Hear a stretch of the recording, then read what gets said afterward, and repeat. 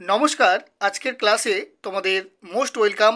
আজকে থাকছে 20টি MCQ GK, যে কোশ্চেনগুলো বিগত চাকরির পরীক্ষায় করা হয়েছিল সেখান থেকে বাছাই করে 20টি এমসিকিউ জিকে প্রশ্ন তোমাদের জন্য নিয়ে এসেছি। আজকের যে প্রথম প্রশ্নটি হলো, নিচের কোনটির তারল্য সবচেয়ে কম? CHSL 2017-তে প্রশ্নটি করা হয়েছিল। এর উত্তরটি হবে অপশন নাম্বার সি, মেয়াদি আমানত। নিচের কোন দেশটিতে বিটকয়েনের ব্যবহার আইন সিদ্ধ? CGL 2018-তে প্রশ্নটি করা হয়।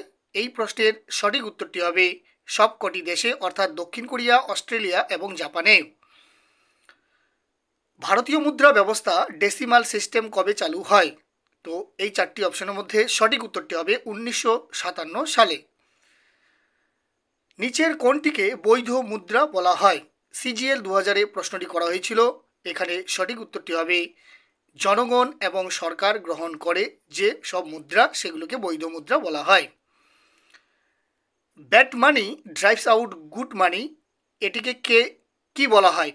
তো এখানে সঠিক উত্তরটি হবে চারটি অপশনের মধ্যে গ্রেশাম সূত্র, অর্থাৎ option number B. Hard currency কোন ধরনের অর্থ? CGL 2016-তে প্রশ্নটি করা হয়েছিল। এখানে সঠিক উত্তরটি হবে হার্ড কারেন্সি বলতে আন্তর্জাতিক বাণিজ্যে সর্বজন গ্রাহ্য এবং সর্বাধিক স্থিতিশীল, অর্থাৎ অপশন নাম্বার সি সঠিক উত্তর। চিপ মানি এর অর্থ নিচের কোনটি? IBPS 2015-তে প্রশ্নটি করা হয়েছিল। এখানে সঠিক উত্তরটি হবে চিপ মানি এর অর্থ হলো A ও B, অর্থাৎ ঋণ গ্রহীতার জন্য লাভজনক এবং বিনিয়োগকারীদের জন্য অলাভজনক। কোন সালে ভারতীয় টাকার সর্বশেষ অবমূল্যায়ন করা হয়? এই চারটি অপশনের মধ্যে যে সালে সর্বশেষ অবমূল্যায়ন করা হয়েছিল ভারতীয় টাকার, সঠিক উত্তরটি হবে 1991 সালে। অর্থনীতিতে অর্থের যোগান ও অর্থের মূল্যের সম্পর্ক কী রকম? CHSL 2016-তে প্রশ্নটি করা হয়েছিল। এখানে সঠিক উত্তরটি হবে অপশন নাম্বার বি, ব্যস্তানুপাতিক। নিচের কোনগুলি সংকীর্ণ অর্থের অন্তর্ভুক্ত নয়? CGL 2015-তে প্রশ্নটি করা হয়েছিল। এই প্রশ্নের সঠিক উত্তরটি হবে মেয়াদি আমানত, অপশন নাম্বার সি। নিচের কোনগুলো M3 এর অন্তর্ভুক্ত? এখানে সঠিক উত্তরটি হবে সবকটি। মেয়াদি আমানত, চাহিদা আমানত বা নগদ অর্থ, এই তিনটিকে M3-র অন্তর্ভুক্ত বলা হয়। ভারতীয় টাকার প্রথম অবমূল্যায়ন করা হয় কবে? চারটি অপশনের মধ্যে সঠিক উত্তরটি হবে 1966 সালে। অর্থের চাহিদা স্থির থাকা অবস্থায় অর্থের চাহিদা বৃদ্ধি পেলে কোনটি ঘটে? এখানে সঠিক উত্তরটি হবে সুদের হার বৃদ্ধি ঘটে। নিচের কোনটির আর্থিক নিয়ন্ত্রণ সংস্থা নয়? এখানে চারটি অপশনের মধ্যে যেটি আর্থিক নিয়ন্ত্রণ সংস্থা নয় তা হলো অপশন নাম্বার সি, AMFI।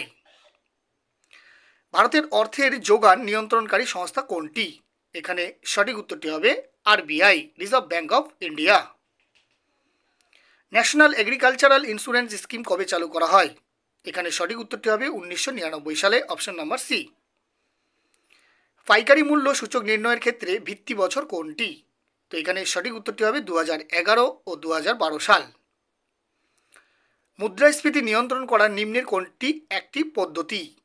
তো এখানে সঠিক উত্তরটি হবে মুদ্রাস্ফীতি নিয়ন্ত্রণ করার নিম্নের যেটি পদ্ধতি তা হলো সবকটি, অর্থাৎ অপশন নাম্বার ABC, উদ্বৃত্ত বাজেট, কর বৃদ্ধি, সরকারি ব্যয় হ্রাস, সবকটি। ভারতে CPI নির্মাণের ক্ষেত্রে অন্তর্ভুক্ত দ্রব্য সামগ্রী কয়টি? এখানে সঠিক উত্তর হবে 8টি।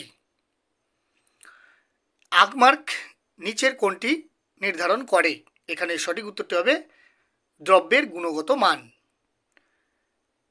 রামধনু বিপ্লব নিচের কোনটির সঙ্গে যুক্ত? এই চারটি অপশনের মধ্যে সঠিক উত্তর কোনটি হবে তোমরা অবশ্যই কমেন্ট বক্সে কমেন্ট করে জানাবে, এবং কে কোথা থেকে দেখছো অবশ্যই কমেন্ট করতে ভুলবে না। চ্যানেলে যদি তোমরা নতুন হয়ে থাকো অবশ্যই চ্যানেলটিকে সাবস্ক্রাইব এবং ফেসবুক প্রোফাইলটিকে ফলো করবে, সঙ্গে বেল আইকনটি অন করে দেবে, তাহলে পরবর্তী ভিডিও ক্লাসের নোটিফিকেশনগুলো তোমাদের কাছে সবার আগে পৌঁছে যাবে। Thanks for watching this video. জয় হিন্দ, জয় ভারত।